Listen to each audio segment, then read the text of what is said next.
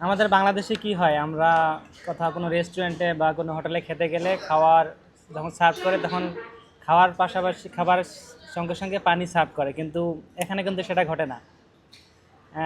এখানে চায়নায় আমরা যেমন খাওয়ার পাশাপাশি পানি খাই, খাওয়ার পরই সঙ্গে সঙ্গে পানি খাই, কিন্তু চাইনিজরা কিন্তু খাবারের সঙ্গে সঙ্গে পানি খায় না।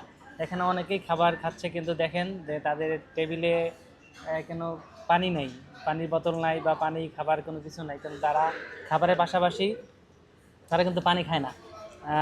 এটাও খাওয়া ঠিক না, কারণ খাবারের সঙ্গে সঙ্গে যদি আপনি পানি খান তাহলে আপনার হজমে প্রবলেম হতে পারে, আপনার পাকস্থলী যে এনজাইম থাকে সেটা রস থাকে সেটা পাতলা হয়ে যায়, এজন্য হজম তাড়াতাড়ি বা সঠিক সময় হয় না। এজন্য চাইনিজরা কিন্তু খাওয়ার সঙ্গে সঙ্গে পানি খায় না। আর আমরা কি করি, আমরা কোনো হোটেলে গেলে বা খেতে বসলে খাবার যখন সার্ভ করে তখন নর্মাল পানি বা বোতলজাত মিনারেল ওয়াটার সার্ভ করা হয়, কিন্তু এটা কিন্তু এখানে সেটা হয় না।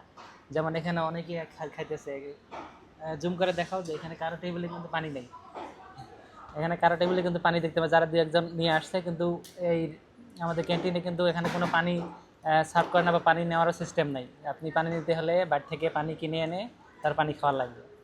এটাই হচ্ছে চাইনিজদের নিয়ম, তারা সবসময় স্বাস্থ্য সচেতন।